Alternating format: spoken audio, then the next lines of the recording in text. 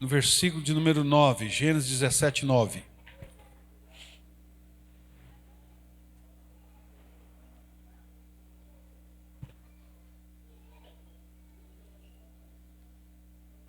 Em Gênesis 17, Deus faz um pacto com Abraão. E nós queremos falar desse pacto com os irmãos hoje aqui. Nosso Deus é um Deus de pacto, né? Ou aliança, um Deus de aliança.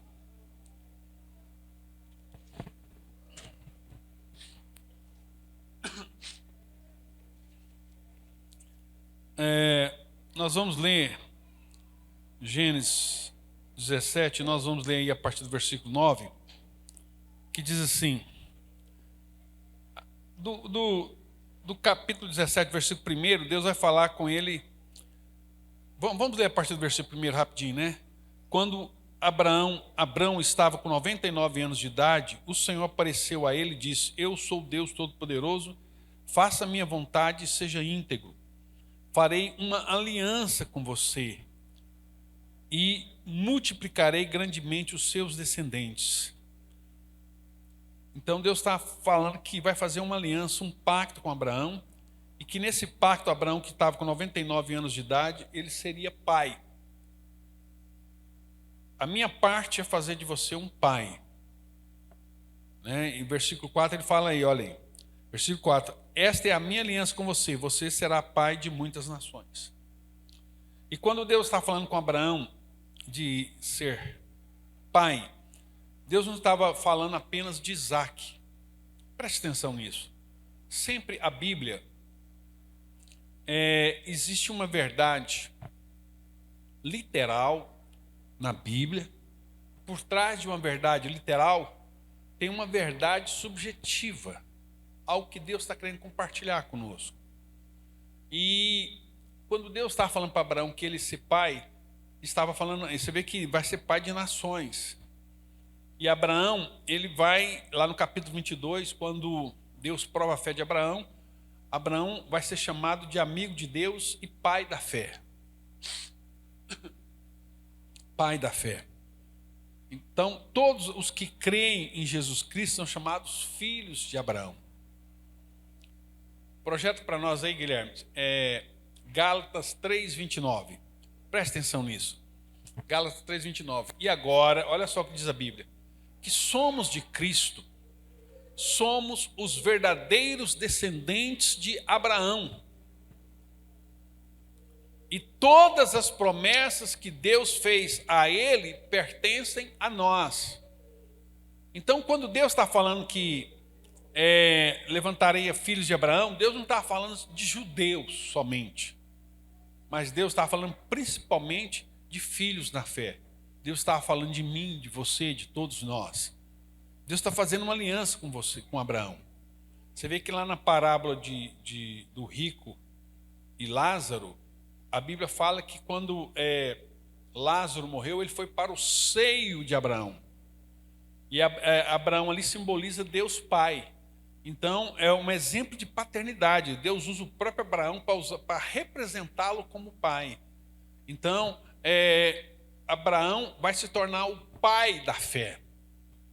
E, para isso, Abraão teria que fazer algo. Teria que fazer algo, que é o que nós vamos ver no versículo 9. Voltando lá para Gênesis 17, versículo de número 9, diz assim na palavra de Deus: agora veja a sua parte nesse pacto. Um contrato. Eu vou fazer de você pai de nações. E agora, o seu papel nesse pacto, disse Deus a Abraão: guarde a minha aliança, você e seus descendentes. Eu tenho uma aliança, eu quero que vocês guardem a promessa que eu estou fazendo, a aliança que eu estou fazendo com vocês. Esta é a minha aliança, que vocês e seus descendentes devem guardar. Todos do sexo masculino devem ser circuncidados. Toda criança que nascesse ali, todo escravo, todo estrangeiro que morasse ali, deveriam ser circuncidados. A circuncisão, e quer dizer, eu vou ler mais para vocês entenderem, né? Esta é a circuncisão. Esta circuncisão será o sinal da aliança entre mim e você e a prova de que você e seus descendentes aceitam a minha aliança. Então presta atenção. Ele vai dizer, quer ver? Olha, o próximo versículo. Todos que forem do sexo masculino serão circuncidados no 8º dia, tanto os nascidos em sua casa, quanto os que forem comprados de estrangeiros. Então presta atenção. Todo bebezinho que nascia, todo bebê do sexo masculino, eles deveriam ser circuncidados. O que é isso? Eles pegavam aquele bebezinho lá, chegavam no pintinho lá do bebê, pegavam aquela pelinha que fica em cima lá da glande e cortava aquela pele com a faca bem afiada, sem anestesia, sem nada. Que lá na criança de 8 dias não gera dor. Há um pequeno sangramento e uma dorzinha mínima.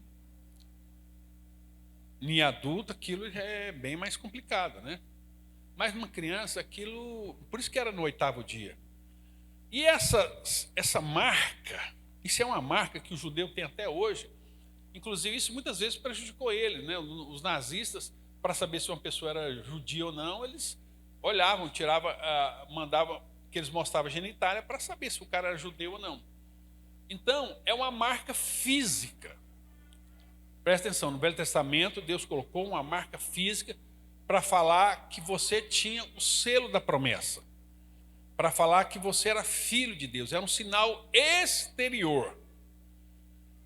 Mas ele diz que todo judeu deveria ser circuncidado. E se um judeu lá nascido em Israel não fosse circuncidado, ele deveria, se um pai, isso deveria ser feito pelo pai, o pai deveria fazer isso com toda criança. E aqueles que não fossem circuncidados, a pena era a pena de morte. Olha só, é uma coisa tão grave que a pena era a morte. E isso tem um simbolismo para nós hoje também. Porque nós, como Igreja Reformada, que cremos na teologia da Igreja Reformada, nós cremos que Deus exige isso aqui de nós também hoje. Não dessa forma, como nós vamos ver no Novo Testamento, mas o princípio aqui. Hoje a circuncisão não é mais na genitália, a circuncisão é no coração. E não é somente nos homens, mas nos homens e nas mulheres. Então o que nós fazemos hoje? Quando a criança nasce, né, tanto a tradição católica como das igrejas reformadas, é que essa criança deve ser selada com o batismo. O batismo é a substituição da circuncisão. Para nós, como igreja reformada, nós cremos assim. A igreja católica também crê assim. Que o batismo é esse sinal visível que as nossas crianças pertencem ao Senhor. Há uma marca. Agora essa marca não é mais uma marca visível, não é uma marca só nos homens, é uma marca feita em todas as pessoas. O batismo é a nossa circuncisão, nós cremos assim. Por isso que nós batizamos as nossas crianças e quando elas crescem, elas vão apenas confirmar aquilo que foi feito no seu batismo. Então aqui, Deus fala para Abraão, vamos pular lá para o versículo 13, que diz assim: tanto os nascidos na casa quanto os comprados terão de ser circuncidados. Essa marca no corpo de vocês será um sinal permanente da minha aliança eterna. Todo aquele do sexo masculino que não for circuncidado será cortado do seu povo. Ele quebrou a minha aliança. Então, um pai em Israel que não circuncidava seu filho deveria morrer. Era passivo de pena de morte. Quer dizer que você não faz parte da aliança, você não pertence ao Senhor. Então, era pena de morte para essas pessoas. Bem, entendido isso, vamos ver o chamado de Moisés, que nós queremos falar sobre a paternidade, o princípio da paternidade na vida de Moisés e na vida de Josué. Lá em Êxodo, capítulo número 4, Deus chama Moisés para libertar o povo do Egito. Só que Moisés, como pai, presta atenção, e talvez de muitos para vocês não vai ser diferente. Às vezes seu pai é um cara trabalhador, é um cara, ou às vezes você, né, é um cara assim, que se dedica muito ao trabalho, à empresa. e você trabalha, a sua empresa ou a sua profissão, o seu trabalho, muitas vezes é mais importante do que a sua família. Eu já tentei algumas vezes, aconselhando pessoas, o camarada fala o seguinte, o camarada fala assim, olha, eu vou para a Europa, eu vou para os Estados Unidos, eu vou para tal país, eu vou deixar minha mulher aqui, meus filhos, vou lá, vou ficar um tempo lá, depois eu levo eles, não sei o quê. E muitas vezes essas pessoas vão, não voltam. Essas pessoas vão e abandonam a sua família aqui. O casamento, muitas vezes o cara arruma outra mulher lá, ou às vezes a mulher arruma outra pessoa aqui, e bagunça tudo. Porque você está colocando essas coisas acima da sua mulher, acima dos seus filhos e filhas. E é uma coisa assim que Deus não aprova isso. Que você queira uma prosperidade às custas da sua família. Deus não está nesse negócio. Deus não aprova isso. E aí, Deus chama Moisés. Moisés é um cara que Deus chamou para libertar o povo do Egito. E Moisés, como líder, ele é um cara assim, forte. Ele é um cara, Moisés é um cara solitário. É um cara que gosta de resolver tudo na força do braço. Moisés é aquele cara assim que vai para o embate, ele quer resolver na força.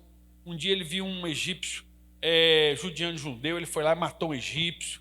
Ele é aquele cara assim, que quer resolver tudo na força do braço e que não busca a direção de Deus.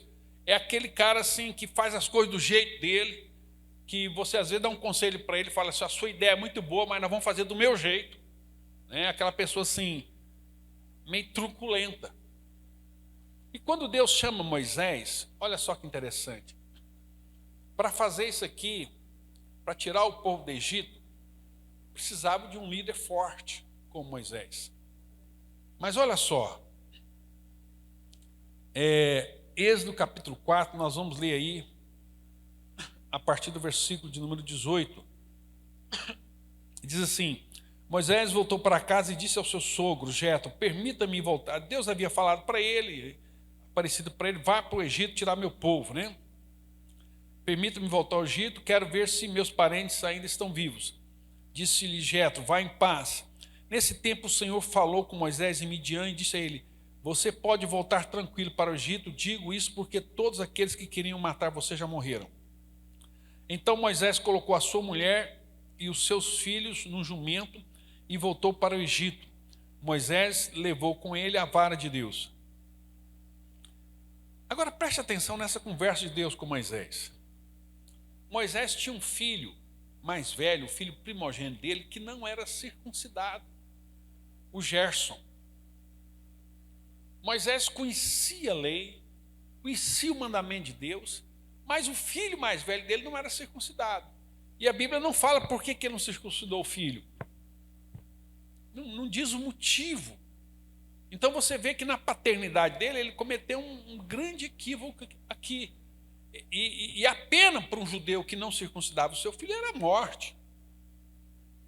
E Moisés estava levando aquilo assim, ele estava dando muita atenção para aquilo. E aí Deus aparece para ele e fala com ele, olha só, versículo de número 21. O Senhor disse a Moisés, quando você voltar para o Egito, esteja pronto para fazer diante de Faraó todos os sinais que eu mostrei a você. Mas eu vou endurecer o coração dele para não deixar o povo sair. Você deverá dizer ao Faraó que assim diz o Senhor, Israel é o meu filho mais velho, Israel é o meu filho primogênito. Olha que Deus está orientando Moisés, falando com Moisés acerca de paternidade. E ele está comparando uma nação e está falando com Moisés, olha, Israel é o meu filho primogênito, meu filho mais velho. Sou eu que estou mandando você deixar meu filho sair para prestar culto. Mas se você não deixar meu filho ir, você perderá seu filho mais velho. Você vai perder seu primogênito, que era a pena de morte para o pai que não circuncidava o filho. Então Moisés vai falar para Faraó, repreender Faraó e ameaçar Faraó que o filho dele morreria se ele não obedecesse. Mas Moisés também não estava obedecendo. Moisés, o filho mais velho de Moisés, o Gerson, não era circuncidado. E Deus aqui está cobrando de Moisés: olha, o seu filho não é circuncidado. E você vai lá falar para um cara, ameaçar para o cara, falar tudinho, sendo que você não faz o que eu estou mandando. E Moisés não, como é que se diz? Ele não está nem aí porque Deus está falando, ele não está achando que isso é relevante. Olha só, versículo 24. Durante a viagem, Moisés parou para passar a noite numa pensão. Ali o Senhor apareceu e ameaçou matar Moisés. Olha só, Moisés parou numa pensão ali para poder descansar, e Deus ameaçou matá-lo, certamente através de um anjo, né? Ali o Senhor apareceu e ameaçou matar Moisés. Por quê? Porque o filho dele não é circuncidado. Versículo 25. Então Zípora, a mulher dele, pegou uma pedra afiada e circuncidou o filho e lançou a pele cortada aos pés de Moisés e disse: você é para mim um marido sanguinário. Então, é o único caso na Bíblia que uma mulher circunda o seu filho. Ela fez o que era responsabilidade do pai. A mulher não podia fazer isso, mas ela fez o que era o papel do pai. E por que Moisés não fez isso? Provavelmente devia, ou talvez está doente ali já, morrendo, né? E Deus falou: eu vou te matar, cara. No original aqui não é claro se Deus queria matar ele ou o filho dele, mas as traduções dão a entender que era ele, né? Mas não importa, o importante aqui é que alguém ia morrer por causa desse pecado, e provavelmente era Moisés mesmo. E Zípora, a mulher dele, vai lá, e isso acontece muito com mulheres, né? Mulher é o seguinte: tem mulheres que são uma bênção, são mulheres de iniciativa, mulheres de Deus mesmo, não são Jezabel, não são mandona, não são nada. Mas é porque se ela não fizer, o marido não faz. Os caras são omissos. Aqui nós vemos Moisés, um símbolo de um cara, um líder, um cara fantástico, mas dentro de casa, omisso. Dentro de casa, não cumpriu o seu papel de pai. Era o dever dele ter circuncidado aquele menino. E agora Deus está chamando ele, e ele ele quer ameaçar o faraó, mas ele mesmo está tudo errado na vida dele. A vida dele está bagunçada. E aí, quem salva ele da morte? Ele é a mulher dele, que vai lá e circunda, faz a circuncisão na criança. E aí o menino já está grandinho, né? Aquilo lá deve ter doído pra caramba. Aquilo lá doeu muito. Mas para salvar a vida do pai, porque o pai foi irresponsável e inconsequente, né, nas suas responsabilidades. Então ela pega, joga aqui lá no pé de Moisés, e aí Deus não mata Moisés por conta disso. Mas aí Moisés vai para o Egito, vem as 10 pragas, opera sinais, maravilha, prodígios, e sai do Egito, atravessa o Mar Vermelho, e ali milagre, que nisso ele era bom. Nisso ele era bom. Tem cara que, irmãos, tem homens que são grandes empresários, grandes líderes, homens de sucesso, mas dentro de casa é uma bagunça. Dentro de casa, eu ouço cada história aqui em Goiânia, assim, você não tem noção, que acontece nesses condomínios aqui. De coisa assim, de casa de polícia.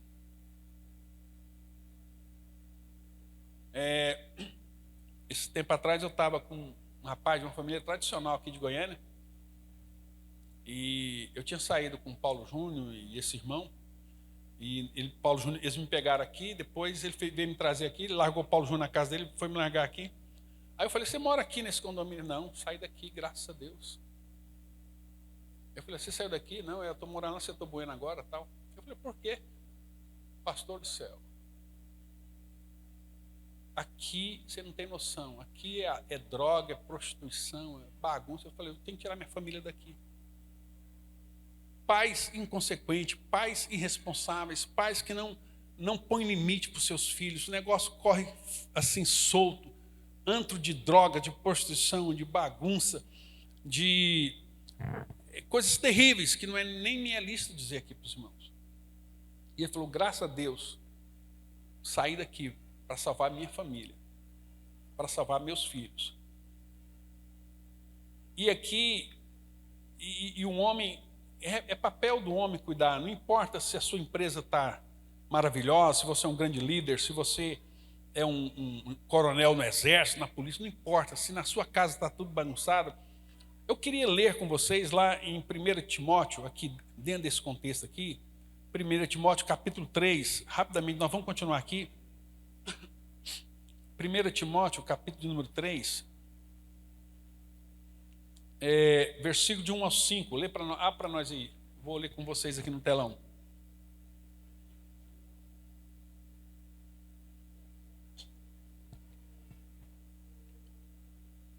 É uma afirmação verdadeira que, se um homem deseja ser bispo, ser pastor, tem uma boa missão. E aqui ele vai falar do pastor, mas isso aqui serve para qualquer homem, viu, irmãos? Porque um bispo deve ser um homem bom, contra cuja vida não se possa falar nada. Deve ter apenas uma mulher e deve ser trabalhador, cuidadoso, sensato e respeitável. Deve ter prazer em receber os hóspedes em casa e deve ser um bom mestre das escrituras. Agora olha só, não deve ter vício da bebida, não deve ser alcoólatra, não deve ser dominado pela bebida, nem ser violento, mas deve ser amável e pacífico, e não ter amor ao dinheiro, ser uma pessoa avarenta. Porque quem ama o dinheiro, irmão, ele não ama nem Deus nem a sua família. Ele vende tudo. Tudo para ele é negociável. Próximo versículo diz, ele deve governar bem a sua família, com filhos que obedeçam com todo o respeito. Seus filhos têm que ser pessoas que honram seus pais, né? Respeitem. Porque se um homem, agora presta atenção nesse versículo, se um homem não consegue governar a sua própria família, como poderá cuidar da igreja de Deus? Então, e aqui é muito forte que ele está falando aqui do pastor, né? Se um pastor não dá conta de governar a sua casa, se o pastor não dá conta de governar a sua família, como é que ele vai querer ser pastor de uma igreja? Mas eu quero pegar esse versículo e generalizar ele, trazer ele também para tudo. Se você não governa bem sua casa, que adianta você ter sucesso em outras áreas? A coisa mais importante do homem é chegar e ver que seu filho, sua filha é uma mulher honrada, uma menina de respeito, uma menina íntegra, um homem de caráter, um homem que realmente você formou um homem, um pai, uma pessoa responsável, uma mulher, que você se orgulha de ver o seu caráter impregnado na vida dessa pessoa. E voltando lá para Moisés tinha essa dificuldade. Moisés tinha essa dificuldade. Então ele abriu o mar vermelho, ele operou milagres, maravilha, pragas, piolho, trevas, sangue, meteoro, fez tantos milagres, atravessou o mar vermelho e foi embora para Canaã. E aí, olha só, no capítulo 18 de Êxodo, o cara foi embora e largou a mulher e os filhos para trás. Olha só, Moisés voltou para casa e disse aos... Oh, perdão, é capítulo 18 de Êxodo, lá na frente, aí capítulo 4. Êxodo 18, põe para nós aí. Olha lá. Jetro, que era o sogro dele, sacerdote de Midian, sogro de Moisés, ficou sabendo de tudo que Deus tinha feito a Moisés pelo povo de Israel. Como o Senhor havia tirado Israel do Egito. Pode continuar. 2. Moisés tinha mandado sua mulher Zípora e seus filhos para a casa de Jetro, que a recebeu. No meio daquela bagunça lá, ele então pediu para o sogro dele cuidar da mulher e dos filhos enquanto ele está naquela batalha lá com o faraó. O sogro falou, beleza, é um momento, é um período, eu vou ajudar vocês, né? Vocês estão em dificuldade aqui, vem para cá, minha filha, aqui, que eu vou cuidar de vocês por um período. Só que o Moisés está indo embora, está fugindo, nem lembra que tem mulher e tem filhos. E aí o Jetro vai atrás dele, epa, rapaz, você tem mulher, você tem criança, vai cuidar da sua mulher, rapaz. Eu não sou obrigado a assumir as suas responsabilidades. Então, como pai, como marido, Moisés, e eu estou falando isso para você, irmão, porque a Bíblia não esconde isso.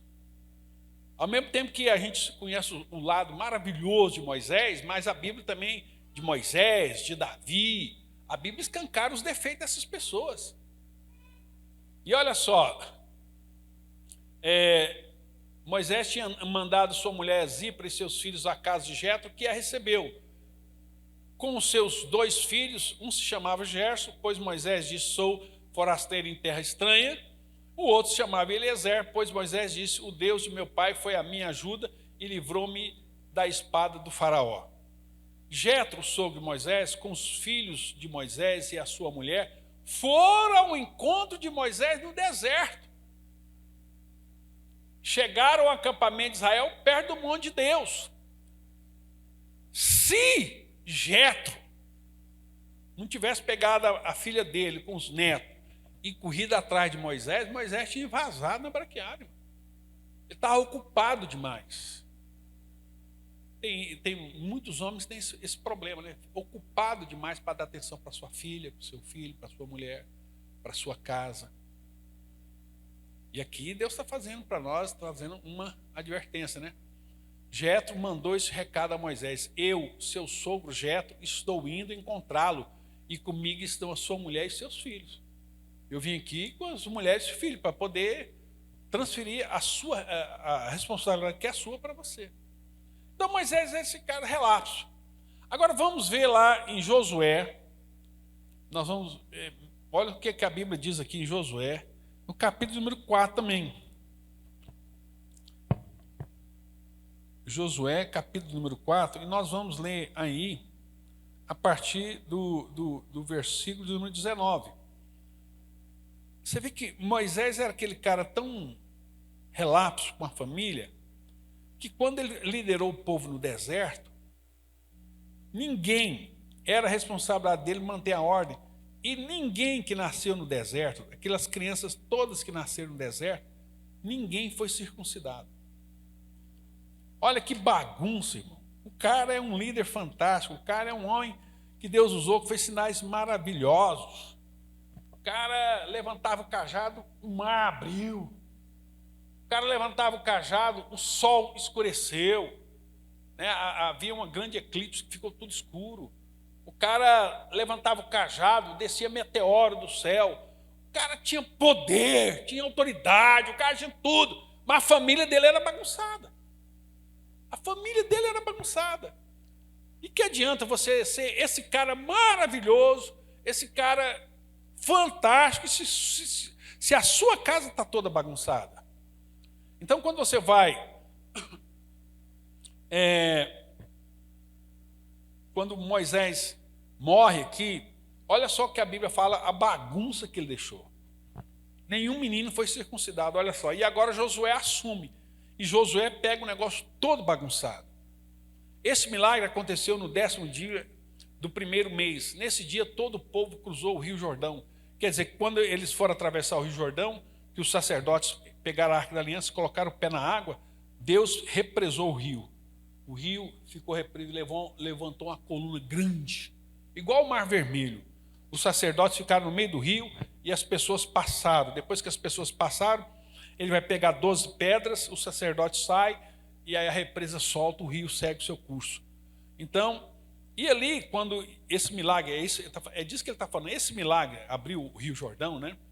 Aconteceu no 10º dia do primeiro mês. Nesse dia, todo o povo cruzou o rio Jordão e acampou em Gilgal, ao lado oeste da cidade de Jericó.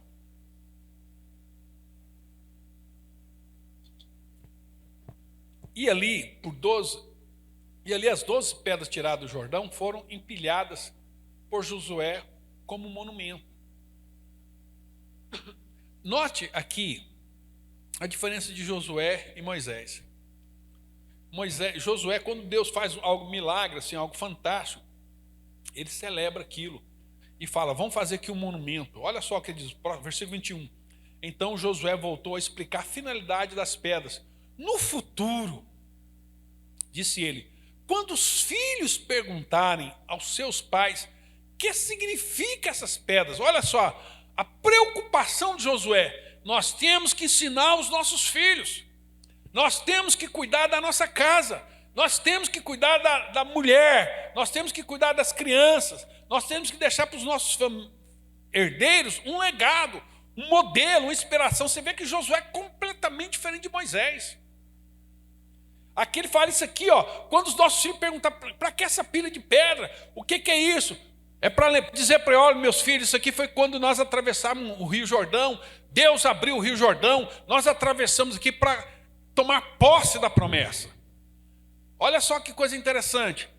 Vocês poderão dizer: aqui o povo de Israel cruzou o rio pisando em terra seca, pois o Senhor, o seu Deus, secou o rio bem diante dos nossos olhos e manteve seco o leito do rio até que todos tivessem atravessado. A mesma coisa o Senhor, o seu Deus, fez 40 anos antes com o Mar Vermelho. Igual Deus atravessou, segurou o Mar Vermelho, aqui Deus segurou o Rio Jordão. É para os nossos filhos saberem. Nós temos que contar para os nossos filhos os feitos do nosso Deus. Ele fez assim para que todas as nações da terra saibam que a mão do Senhor é poderosa e para que vocês sirvam e respeitem o Senhor, o seu Deus, para sempre. Ou seja, os nossos filhos só vão conhecer a Deus se os nossos filhos conhecerem a Deus. E aqui eu quero fazer uma parte aqui. Tem muitos pais, quando seus filhos vão para a faculdade, os meninos desviam, viram ateu, e vão mexer com drogas, vai virar uma bagunça. E aí eu conheço muitos casos. Eu não sei, meu filho foi criado na igreja e agora está aí, está com cabelo roxo, vermelho, está tudo bagunçado, está tudo tatuado, está mexendo com droga, está uma bagunça.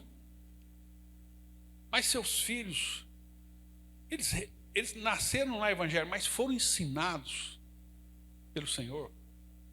Seus filhos realmente foram meninos e meninas que entenderam a palavra de Deus. Por que as coisas... porque às vezes o pai fala: não, mãe, por que Deus abriu o Mar Vermelho? É porque Ele quis. Isso não é evangelho, né? Mãe, que goste de um maná. Sei lá, menino, eu comi maná por acaso? Está entendendo? As pessoas não dão um motivo, não dão uma razão. Aí quando chega na faculdade, o professor zomba, o menino não sabe lidar com essa situação. E aí fica humilhado. Por quê? Porque não conhece a Bíblia, não conhece a palavra, não conhece nada. Não conhece. E aí fica à mercê. E aí é presa fácil para esses predadores. Nossos filhos, Josué tinha essa preocupação.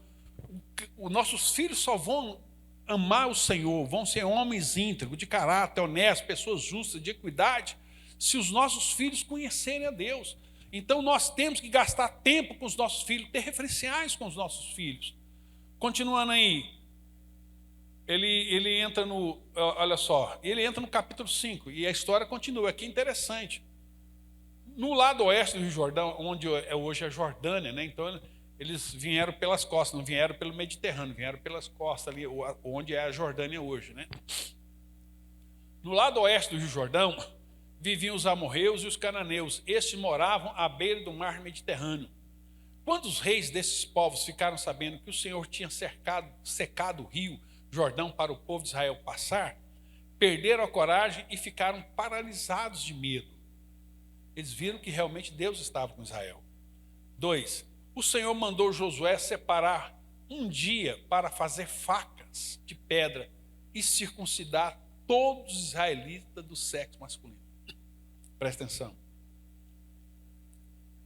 O poder, o cara do poder, o cara da autoridade, do milagre, ele é capaz de tirar você do Egito. Mas ele não é capaz de tirar o Egito de dentro de você. A cultura do Egito, a mentalidade do Egito. Aquele povo ali tinha uma mentalidade de escravo. E quem tem mentalidade de escravo não pode entrar na terra prometida, não pode entrar em Canaã. E o que Deus está fazendo com Josué? Josué agora é o pai da nação. E Josué, Deus fala assim, vamos fazer todo mundo pedra. No mínimo ali, irmãos, no mínimo, se jogando por baixo, eu acho que era muito mais. Tinha 600 mil homens ali com mais de 20 anos. No mínimo, por baixo, 600 mil homens. E Deus falou o seguinte, circuncida todo mundo. Ninguém vai tomar posse da promessa que eu tenho, ninguém vai entrar no meu descanso. Né? Ele vai falar isso em Hebreus, ninguém vai entrar no meu descanso, ninguém vai tomar posse da minha promessa, nenhum incircunciso. Né?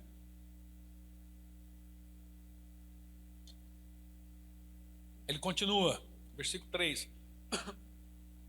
Josué obedeceu e fez as facas de pedra e circuncidou os israelitas no lugar conhecido como Gibeate Aralote.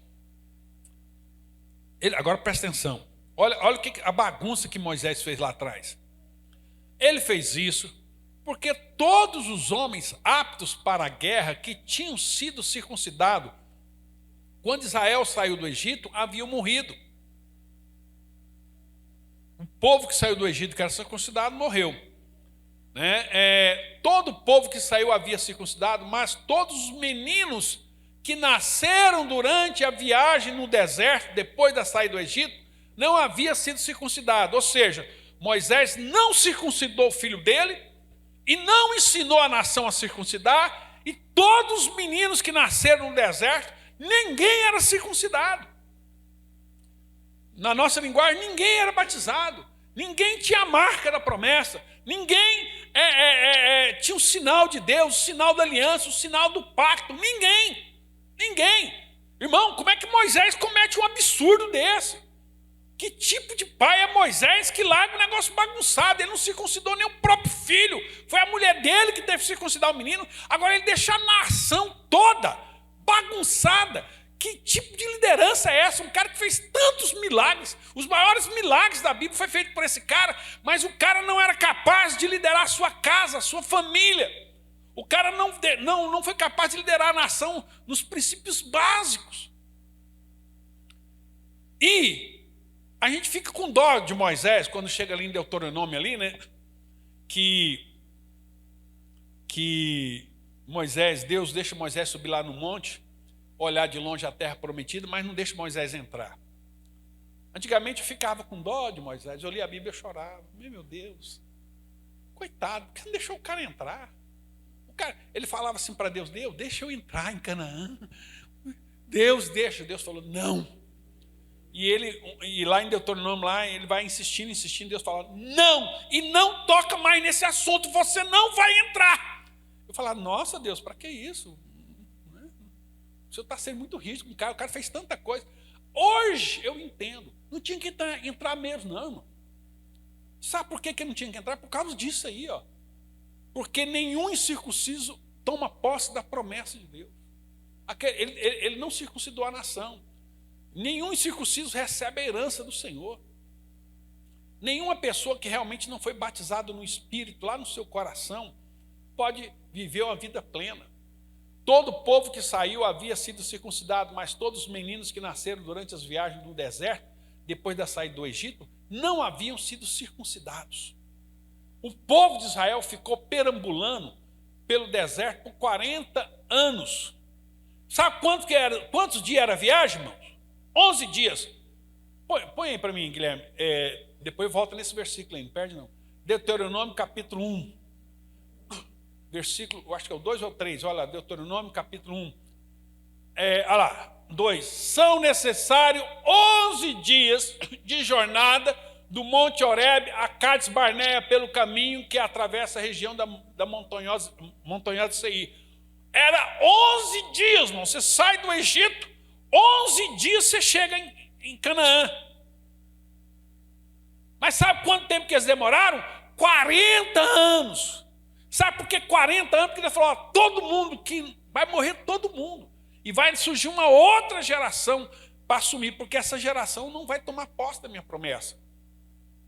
E aí, olha lá, o povo de Israel ficou perambulando pelo deserto por 40 anos. Uma viagem que é para durar só 11 dias.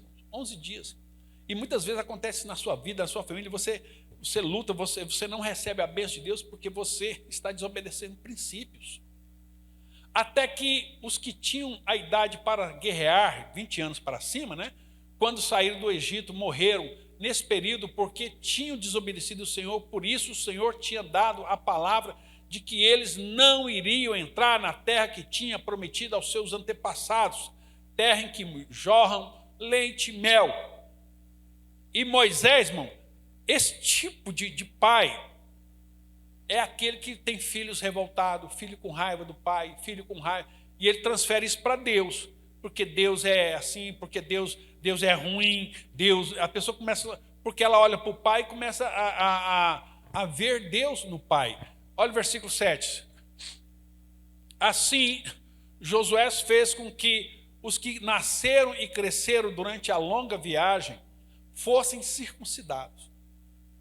Eles estavam incircuncisos, porque ainda não tinham sido circuncidados no caminho. De quem era a culpa, irmão? Moisés. Tem um culpado aqui, Moisés. E quem que é o responsável lá na sua casa pela bênção de Deus ou não? O pai. O pai é o responsável. O pai, a Bíblia manda o pai ensinar o menino, ensinar a menina. De novo, joga para nós, Deuteronômio capítulo 6, versículo 4. Eu estou falando aqui, algumas coisas estão escritas, outras estão vindo aqui na mente, aqui, falando para vocês. Ouça, ó Israel, o Senhor nosso Deus, o Senhor é o nosso Deus, o Senhor somente.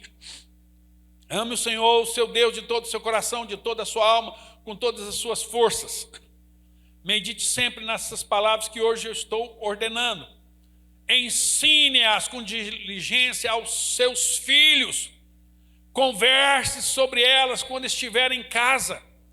Não é para ficar lá, cada um no telefone, no Instagram, não sei aonde, não. É para conversar com seu filho. É para gastar tempo com ele. É para gastar tempo. É para pescar, é para jogar bola, é para sair, é para brincar, é para correr, é para ficar junto. Olha só, converse sobre elas quando estiver em casa, quando estiver andando por algum caminho, quando se deitar e quando se levantar. Pode ir.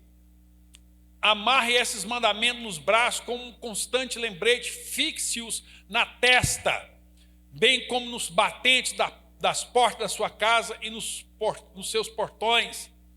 Quando o Senhor, seu Deus, introduzir vocês na terra que prometeu aos seus antepassados, Abraão, Isaque e Jacó, e quando ele tiver dado a vocês grandes cidades que vocês mesmos não construíram, ok? Então é responsabilidade dos pais fazerem isso. E Moisés pisou feio na bola, e agora Josué está vindo consertar tudo. Então por isso que Moisés não entrou, irmão. A Bíblia diz lá que o motivo, a Bíblia fala, o motivo que Moisés não entrou na terra prometida é porque tinha a rocha, e Deus falou, fale a rocha, saia água. Ele pegou a vara dele e tacou na rocha, porventura pode sair água dessa rocha? e ele meteu ali o cajado na rocha e brotou água. Aí Deus falou: eu falei para você falar. Aquela rocha simbolizava Cristo, a água viva. E você feriu a rocha. Então você não vai entrar na terra prometida. Beleza, é isso aí. Mas eu tenho a minha teologia, que isso aí foi só a gota d'água. O verdadeiro motivo é isso aí. Eu nunca vi outro teólogo falar isso. Mas para mim é isso aqui. A irresponsabilidade dele em lidar com os filhos de Israel. Então, voltando lá para o nosso texto, está aí, né? Assim, olha só. Assim Josué fez com que os que nasceram e cresceram durante a longa viagem fossem circuncidados. Eles estavam circuncisos porque ainda não tinham sido circuncidados no caminho. Depois da cerimônia da circuncisão, olha só o que acontece, irmãos. Toda a nação ficou repousando no acampamento, até que sarassem e tivessem sido circuncidados, né? Porque o pós-operatório ali, irmão, é muito delicado, viu? Essa cirurgia hoje chama fimose. Naquele dia lá faziam cirurgia de fimose, uns homens adultos, sem anestesia. Aquilo lá sangrou pra caramba. E aquilo lá doeu demais. Ali foi 5 dias deitadinho, quietinho, na barraca. 40 dias de repouso ali, assim, para fazer nenhum trabalho forçado. Foi sério ali. E eles estão no território inimigo, né? Olha ali. Então o Senhor disse a Josué, olha que coisa. Esse versículo eu quero que você guarde, esse versículo 9. Então o Senhor disse a Josué, hoje eu removi a vergonha. Hoje eu arranquei o Egito de dentro desse povo. Essa mentalidade escrava, essa mentalidade mundana, essa mentalidade ridícula que esse povo tem. Isso é uma vergonha. Hoje eu arranquei essa vergonha e a humilhação sofrida no Egito. Agora eu estou diante de uma geração que pode conquistar. Eu formei uma geração agora que pode realmente possuir a terra prometida. Porque com todo o poder que Moisés tinha, Moisés não era capaz de fazer isso aqui, que só um pai pode fazer. E Josué fez. Josué circuncidou a nação. E ele diz, hoje removi a vergonha e a humilhação sofrida no Egito, por isso aquele lugar se chama Gilgal até o dia de hoje. Gilgal quer dizer remove, que rola, né? Deus removeu a vergonha do Egito. E agora estamos diante de nobres, de homens. Agora de homens que amam a Deus. Agora tudo faz diferente. Olha o que acontece a partir daí. Versículo 10. Na tarde do 14º dia do mês, ao anoitecer, enquanto os israelitas estavam acampados em Gilgal, nas planícies de Jericó, comemoraram a Páscoa. Agora nós vamos celebrar a Páscoa. 40 anos sem celebrar a Páscoa. Agora nós vamos celebrar a Páscoa. Agora vocês podem celebrar a Páscoa. Continuando. No dia seguinte ao da Páscoa, eles começaram a preparar as suas refeições com os produtos do território que estavam invadindo. Colheram trigo, pegaram frutas. Eles fizeram a primeira refeição sem ser maná. Diz lá, com os produtos do território que estavam invadindo. Nesse dia, comeram pães feitos sem fermento e cereais tostados no fogo. Primeira vez que eles fazem isso. Como já podiam comer os mantimentos da terra, no dia seguinte em diante, o maná não caiu mais. Olha aí, acabou o maná. Não cai mais maná. Já não há mais maná para os israelitas. Daí por diante eles passaram a alimentar-se dos frutos da terra de Canaã. Agora vocês são responsáveis. Porque agora, aquela geração, irmão, era a geração que todo dia Deus tinha que dar maná para eles comerem. Agora é uma geração de homens que trabalham, que plantam, que colhem, que vão fazer comida, que vão caçar, que vão prover a sua casa. Deus cortou o maná, porque ele agora tem filhos. Agora são uma geração formada de filhos. de homens que realmente amam o Senhor, de homens que realmente agora vivem na sabedoria do Senhor, né? Então, nós queremos agora ler, para nós já caminharmos para o final, lá no capítulo de número 24 de Josué, para nós vermos o final, como é que vai acabar tudo isso aqui. Josué 24. Olha só, os últimos dias de Josué. Josué falando para a nação. Versículo de número 14 em diante. Diz assim: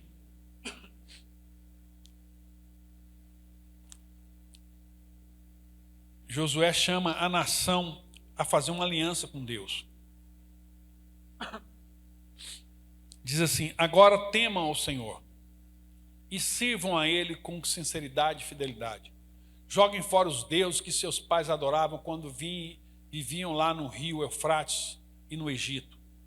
E sirvam somente ao Senhor.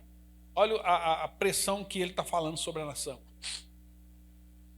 Se, porém, vocês não desejam obedecer ao Senhor, escolham hoje a quem irão servir. Se aos deuses falsos dos seus pais do leste do Eufrates, ou aqui ele está se referindo aqui à origem de Abraão, né? A atual Pérsia, viu, irmão? A atual Irã, da onde Abraão. Porque a gente vê esse conflito de Irã e Israel hoje, mas nunca foi assim. E o Irã sempre foi uma nação amiga do povo de Deus.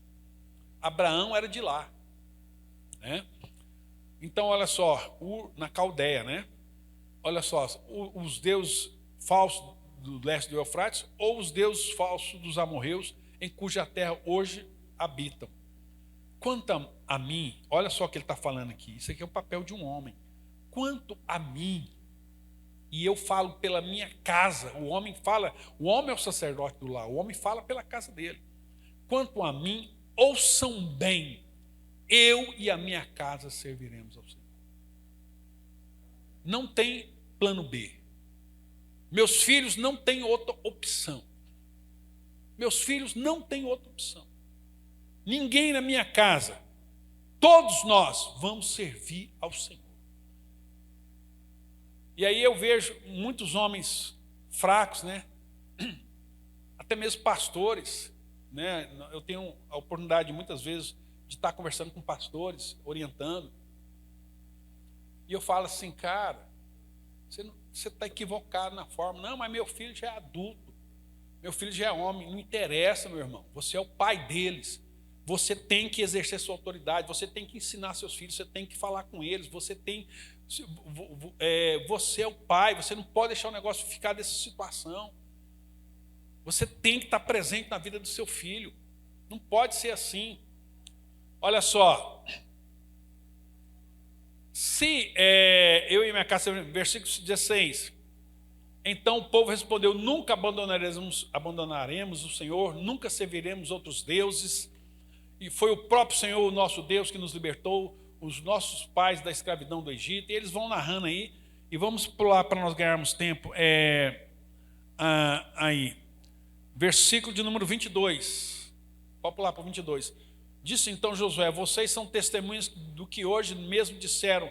A escolha de vocês, vocês resolveram obedecer ao Senhor. Sim, afirmaram eles, somos testemunhas. Josué disse: então joguem fora os deuses estranhos que há no meio de vocês e obedeçam de coração ao Senhor, o Deus de Israel. Vai embora. O povo respondeu a Josué: sim, nós vamos servir e obedecer ao Senhor nosso Deus. Josué fez um acordo com o povo naquele dia em Siquém, levando o povo a assumir um compromisso e a manter um contrato permanente e obrigatório com Deus. É isso que você tem que fazer com seus filhos. Você tem que ensinar. Mas sabe por que muitos pais não ensinam? Porque nem eles sabem, irmão. Não aprendem, não estudam.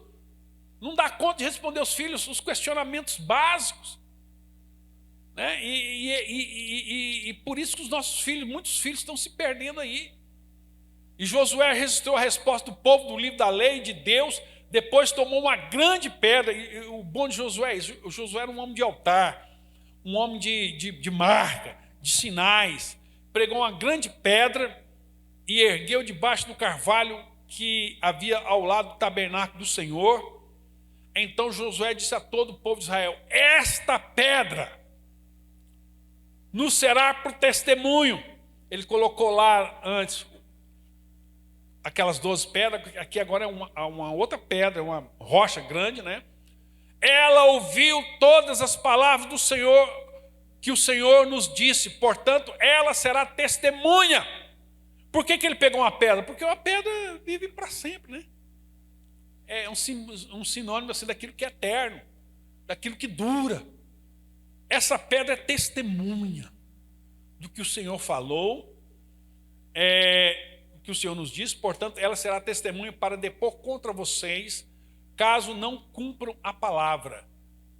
Josué mandou então o povo para casa, cada um para a terra que havia recebido.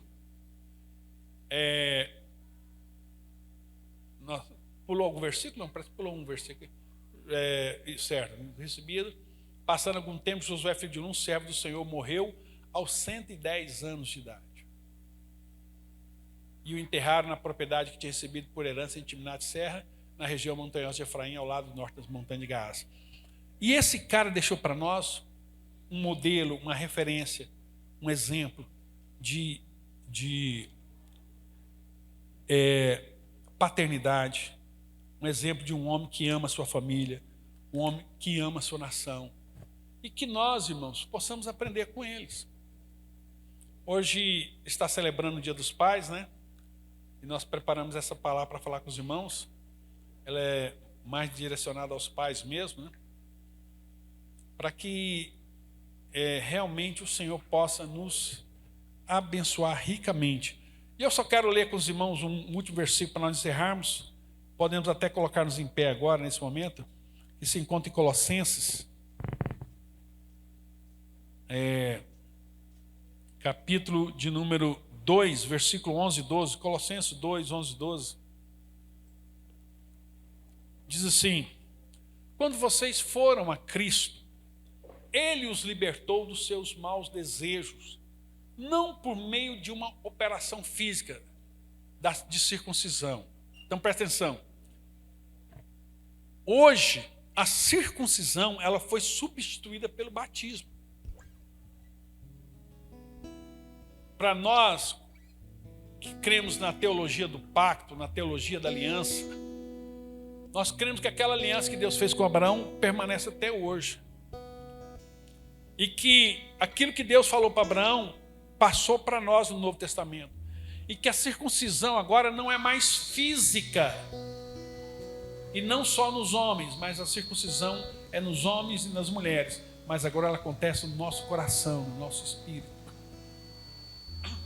Olha só, quando vocês foram a Cristo, Ele os libertou dos seus maus desejos. Não por meio de uma operação física de circuncisão, mas de uma operação espiritual feita por Cristo, pela qual somos libertos do poder da natureza pecadora. Cristo tirou o opróbrio de nós, a vergonha, o Egito. O Egito é o símbolo do mundo, tirou o mundo de nós. E como é que ele tira isso? Ele vai dizer: no batismo, a sua velha natureza pecaminosa foi sepultada com ele. Quando você batiza, você está sendo circuncidado.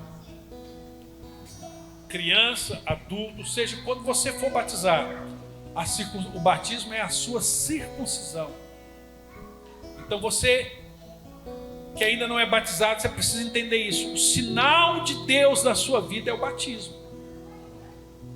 No batismo, a sua velha natureza pecaminosa foi sepultada com ele. E então vocês ressuscitaram da morte com ele para uma nova vida, porque confiaram na palavra de Deus, do poderoso Deus que levantou Cristo dentre os mortos. Amém? Aí eu quero perguntar para os irmãos: você já batizou seu filho, sua filha? Sua filha, sua família tem a marca da promessa, tem o selo de Deus. Sua família pertence ao Senhor. Na Páscoa, eles colocaram uma cortina vermelha na porta, assim, ó, na janela, para falar para o anjo da morte que passava sobre o Egito: esta casa serve ao Senhor, essa casa pertence ao Senhor.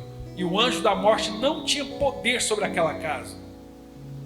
O anjo da morte não tinha poder.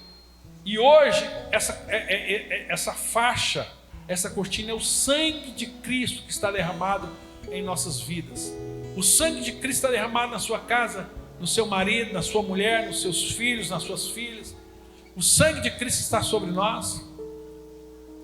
Amém. Senhor, nós queremos te louvar nessa noite, porque a tua graça é derramada em nossos corações pelo teu Espírito Santo.